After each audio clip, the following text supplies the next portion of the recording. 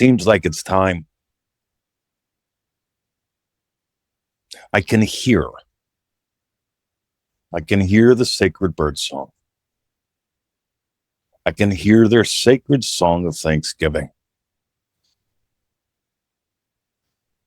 The old fellows taught me that the sacred bird song, the sacred bird song, the secret of the sacred bird song is the thanksgiving that lifts the sun up into the sky. Birds die without sunshine. They've got to fluff up their feathers at night. And after they fluff up their feathers at night, they've got to stay still until morning. And then they start to sing the sacred song that brings the sunshine up into the sky. Every part of that sacred story has touched me, has invited me to manifest more lovely. And the moment you forget it, the darkness overwhelms you. And there's echoes in the darkness and boogeymen. And it feels like it's all closing in. My name is Mr. 2020. Today we're talking about the power of vision on the Power of Imagination podcast. So the sun's not up yet here in Eltham, where we live. Eltham translates literally into the home or the village of God.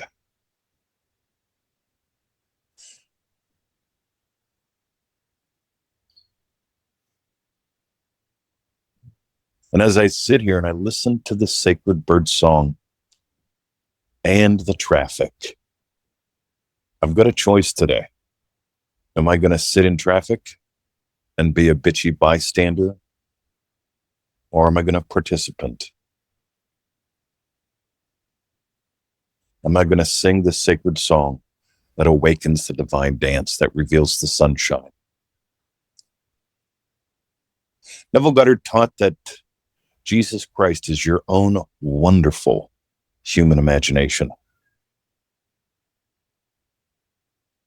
He didn't say your wonderful imagination is the juiced up janitor on way too much instant coffee, wearing the same shitty outfit every day, cleaning toilets. If you have a shit show, shower off, flush the toilet, get done with it. What are you going to do with today? We made up a course a few years ago. We're probably going to run it again semi-soon. Dream-driven day. And it began with a very simple experience. If you don't own your day, you don't own your destiny. We built something into that course called Joseph Goddard to the Max. Basically comes down to how do you wake up in the morning? Not what do you do, but how do you wake up? Are you waking up in a way that has you anticipate and enjoy your day or not? And we developed a protocol so that that happens.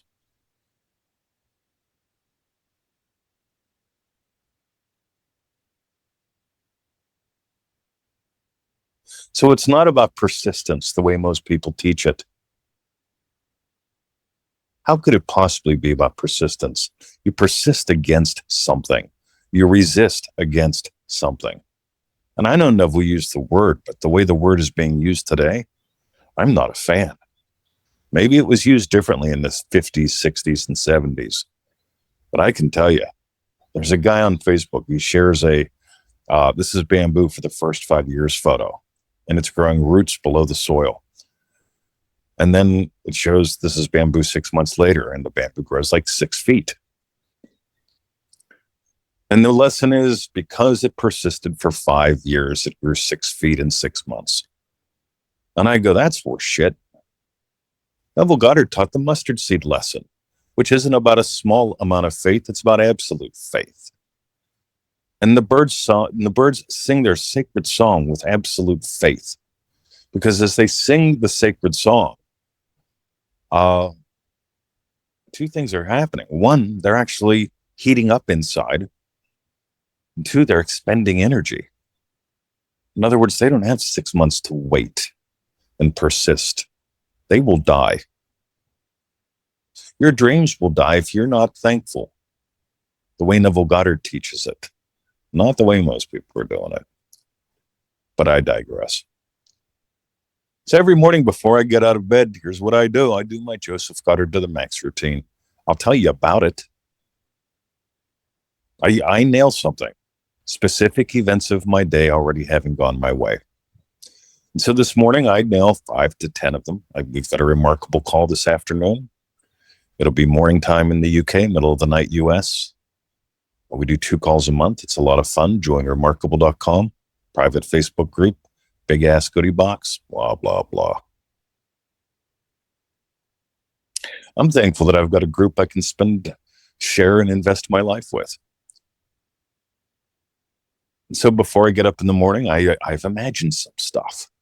The call having had gone great, me doing some writing that's delighting, learning and applying, yummy meals, swim and gym, and a few special things too. Whatever's on my calendar, that's what I nail before I get out of bed. And it doesn't take long if you do it like I do it, but I digress again. Ready? And I wake up and the internet's down. Great. And where we live in a mud brick house in the middle of a valley, and we don't get internet service, we don't get mobile phone service inside the house. So I can't use my mobile.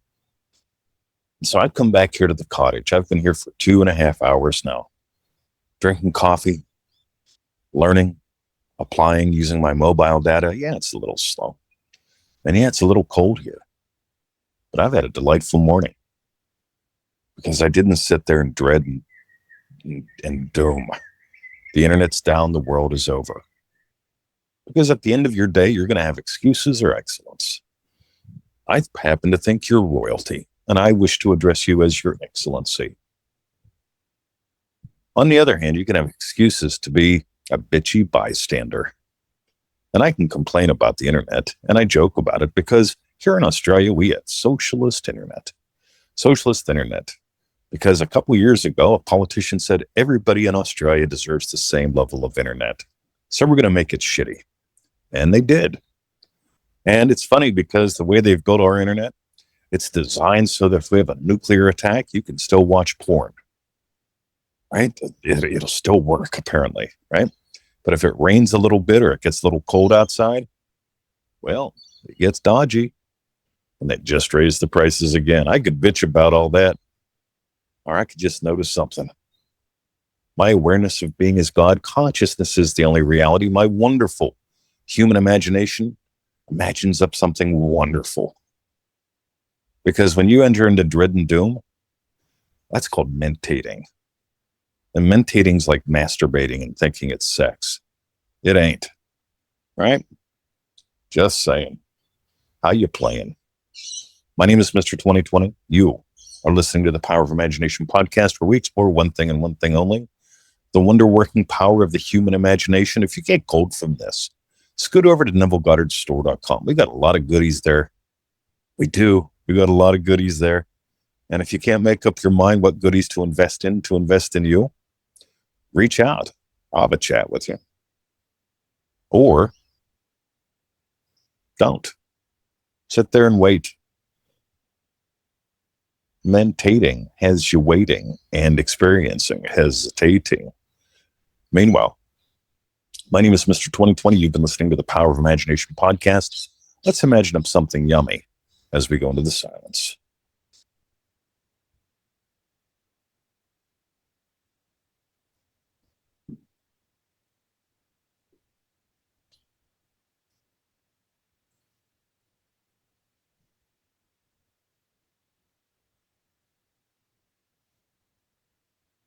So I don't know if you can hear the traffic. I don't know if you can hear my birds. I love my birds. They remind me every morning to begin with my sacred song so I can dance my divine dance today.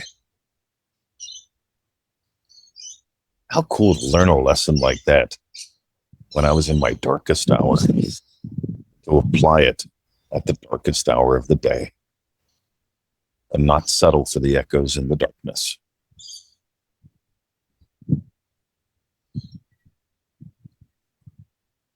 My name is Mr. 2020. You've been listening to the Power of Imagination podcast, where we explore one thing and one thing only. And that is, you can listen to the traffic and sit in traffic and imagine traffic, or you can enjoy the sacred song of the songbirds, lifting the sun up into the sky, lifting the sun up into this sky. Have a great day. See ya.